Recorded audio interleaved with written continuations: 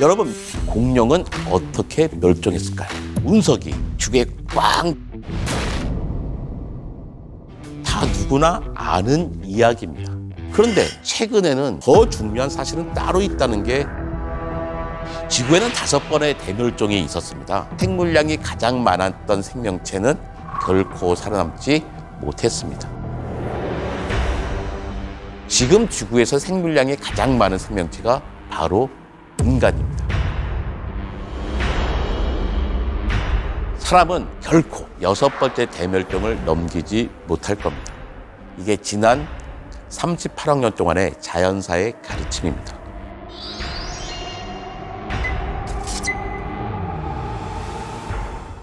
안녕하세요. 국립과천과학관의 이정모 관장입니다. 여러분, 멸종이라는 말 들으면 기분이 어떠십니까?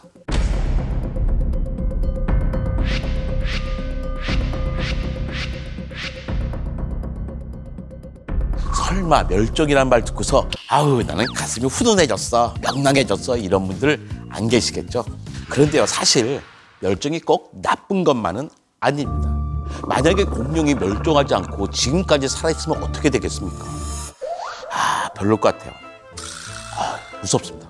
우리는 등장하지도 못했을 거예요. 공룡이 자리를 비켜줬기 때문에 우리가 자리를 차지하고 살고 있는 거죠. 멸종이란 다음 세대에게 자리를 넘겨주는 겁니다. 그런데요, 한 종, 두 종이 사라지는 게 아니라 한꺼번에 여러 종들이 대량으로 사라지면 어떻게 될까요? 그걸 대멸종이라고 합니다. 지금부터 지난 5번의 대멸종과 6번째의 대멸종에 대해서 함께 알아보겠습니다. 지구에는 5번의 대멸종이 있었습니다. 3번째 대멸종은 한번 살펴보는 게 좋을 것 같아요. 정말 어마어마한 대멸종이었거든요. 무려 95%의 생명이 멸종했습니다. 100마리 가운데 5마리가 살아남았다는 뜻이 아닙니다. 100종류 가운데 95종류는 한 마리도 살아남지 못하고 싹 죽고 멸종하고, 나머지 5종류가 살아남는데 얘들도 잘 사는 게 아니라 대부분 죽고 몇 마리씩만 살아남았다는 뜻이거든요. 그러니까 어마어마한 대재난이라고 할 수 있죠. 도대체 무슨 일이 있었길래 95%나 생명종이 멸종했을까요? 첫 번째는요, 모든 대륙이 하나로 합쳐졌습니다. 초대륙, 판게아가 형성된 거죠.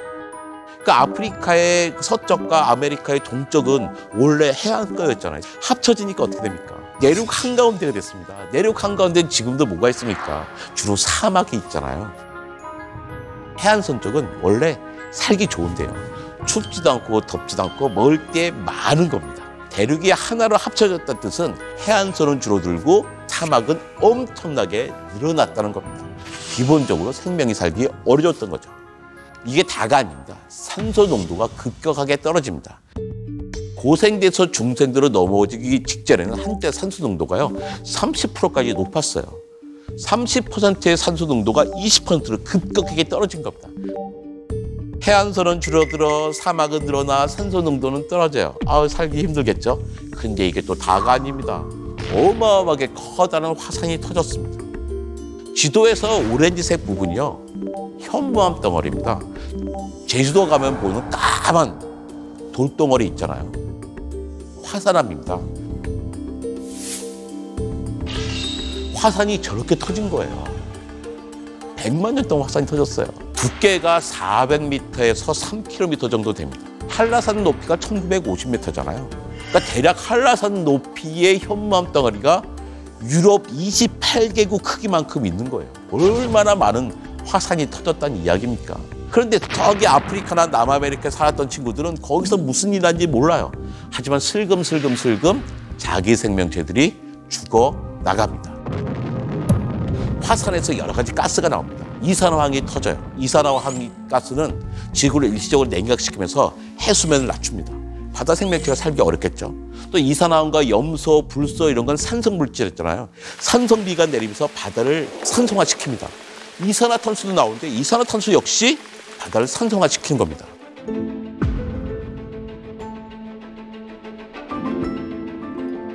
그럼 3번째 대멸종이 그렇게 나쁜 거냐? 꼭 그렇지 않아요. 세 번째 대멸종 덕분에 고생대가 끝나고 중생대가 시작됐거든요. 중생대 바로 공룡시대입니다. 산소 농도가 되게 떨어졌는데 공룡은 호흡에 되게 유리한 구조들을 많이 갖고 있었거든요. 다른 동물도 더 커지게 됐습니다.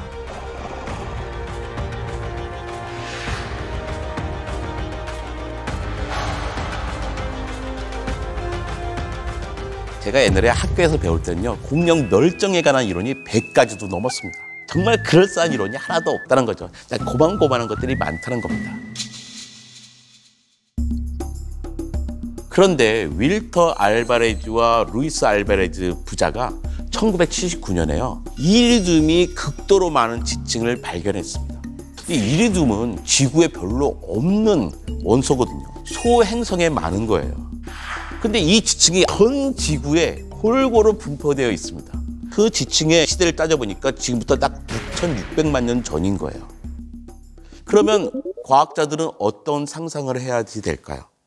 6,600만 년쯤 전에 이리듐이 잔뜩 있는 운석이 지구에 꽝 충돌했겠구나 하는 거죠. 짐작해서 머물면 안 되는데요. 멕시코 유카탄 반도 끝에서 이 운석의 충돌 흔적을 찾아냈습니다. 계산해 보니까 지름 10km짜리 운석이 주위에 꽝 충돌했다는 거죠. 그 충돌의 충격으로 열폭풍 나고 쓰나미 나고 지진 나고 화산 터졌겠죠.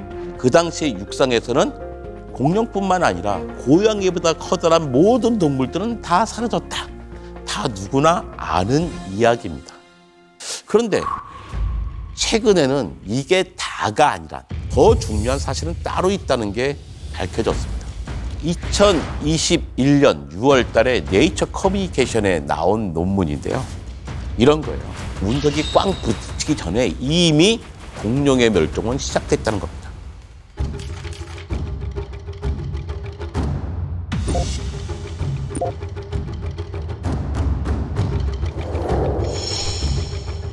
무슨 일이 있었냐면 인도의 데칸 고원에서 거대한 화산이 터졌습니다. 세 번째 대멸종과 비슷한 양상이 진행되었던 거죠. 그런데 재미있는 게 데칸 고원의 화산이 터지기 전이나 터진 다음이나 공룡의 생물량은 변화가 없는 거예요. 이때 1억 마리가 있었으면 지금도 1억 마리가 있는 거예요. 공룡의 생물량은 그대로지만 공룡의 종류가 줄어든 겁니다. 이걸 근사한 말로 표현하면 종다양성이 감소했다라고 하죠. 종다양성이 감소하면 생태계가 아주 취약해지잖아요. 생태계가 아주 취약해진 상태에 마지막 카운터 블러가 날라온 겁니다. 공룡의 시대가 끝나고 만 겁니다. 뭐 아주 슬프기만 한 일은 아닙니다. 그 덕분에 지금 우리가 살고 있으니까요. 그런데 여기서 아무것도 배우지 못한다면 우리가 끝나게 됩니다. 6번째 대멸종이란 말 많이 들어보시잖아요. 바로 지금입니다. 아니 뭐 요즘 뭐 매일 하나씩 없어지는 게 아닌데 무슨 대멸종이라고 그래. 지난 5차례 대멸종도 그랬습니다. 마치 서서히 달궈지는 냄비에 담긴 개구리처럼 자기도 모르는 사이에 대멸종이 일어나는 거죠. 새를 포함한 육상의 척추동물 모든 생물량을 딱 따져보면요. 10,000년 전에는 99.9%가 야생동물이었어요. 인간과 가축은 0.1%밖에 되지 않았습니다. 지금은 99.9%에 달했던 야생동물은 3%로 줄어들었고요. 0.1%밖에 안 됐던 인간과 가축은 97%나 됐습니다. 생물량은 똑같아요. 10,000년 전이나 지금이나. 차이가 뭘까요? 다양성이 줄어든 겁니다. 인간과 가축이 97%인데 그 가운데 32%가 인간이고 65%가 가축이거든요. 여러분 얼른 머릿속으로 따져보세요. 내가 알고 있는 가축이 몇 가지나 되나요? 32% 인간 몇 종류입니까? 딱 한 종류입니다. 뭐가 생각나십니까? 바로 공룡의 멸종, 5번째 대멸종이 생각나시죠? 지금 상황이 딱 그렇습니다. 생명 다양성이 급격하게 떨어진 상태입니다. 한 방이면 끝나는 거죠. 그렇다면 그 한 방이 뭘까요? 바로 온도입니다. 이산화탄소가 많아져서 생긴 이상기후죠. 지구가 정말로 더워졌습니다. 제가 장인어른 모시고 사는데요. 어느 날 장인어른이 그러시더라고요. 아, 이서방, 내가 예전에는 에어컨 없이도 잘 살았는데 이제는 못 살겠어. 그러셔요. 1950년대부터 80년까지 30년대 평균 기온은 요즘으로 치면요, 시원한 날이에요. 30년 동안에는 에어컨을 켜야 되는 극단적인 날이 며칠 되지 않았는데요. 지금은 엄청나게 많습니다. 저희 장인어른이 기력이 떨어진 게 아니라 지구가 더워진 겁니다. 제가 2019년 가을부터 호주를 대각선으로 여행한 적이 있어요. 목적지는 퍼스지만 퍼스까지 곧장 가지 않고 굳이 케언스까지 간 이유는요, 대산호초를 보기 위해서였어요. 평생의 꿈이었거든요. 너무나 아름답게 산호가 출렁이는 그런 모습을 상상하고 갔는데 제가 가서 본 모습은 이런 거예요. 싹 다 죽어 있습니다. 충격이었습니다. 산호의 역할은 바다에 녹는 이산화탄소를 제거하는 게 산호의 사명인데 이산화탄소가 너무 많다 보니까 산호마저 죽어버렸어요. 바다가 산성화되니까 산호가 죽은 겁니다. 2015년 1월 1일부터 12월 31일까지 태어난 친구들이 올해 학교에 들어갑니다. 이 친구들이 살았던 해를 따져볼까요? 2015년, 16년, 17년, 2018년, 2019년, 2020년, 2021년. 올해 초등학교에 들어가는 아이들이 살았던 7년은 1880년 기후를 측정한 이후 가장 더운 7년을 살았던 친구입니다.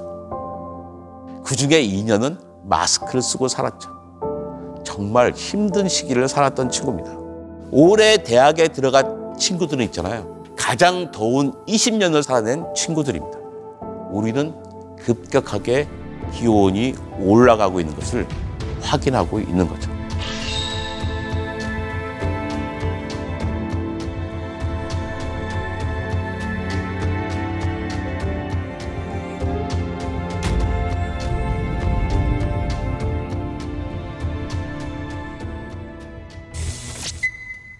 세 번째 대멸종이라고 모든 생명체가 사라진 건 아니었죠. 5%의 생명체는 살아남았습니다. 여섯 번째 대멸종도 마찬가지일 겁니다.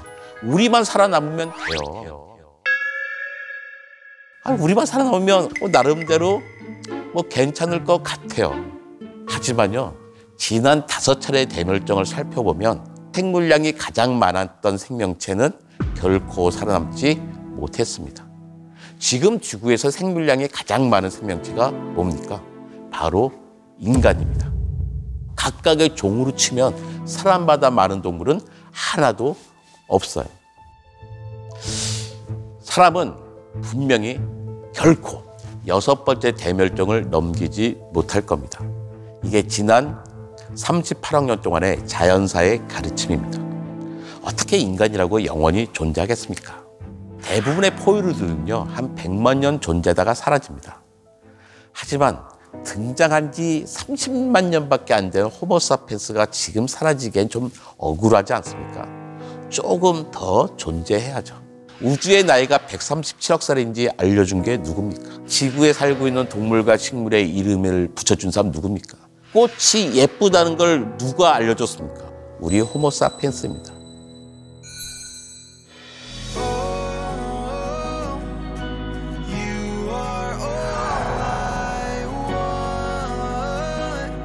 아무튼 우리는 당분간은 살아남아야 합니다. 우리가 살아남기 위해서는 이 마지막 한 방, 기후 위기를 버텨내야 되는 거죠. 우리 삶을 근본적으로 바뀌어야 됩니다. 에너지를 전환시키고 배출한 이산화탄소를 포집하고 우리의 집과 교통수단을 바꿔내야 됩니다.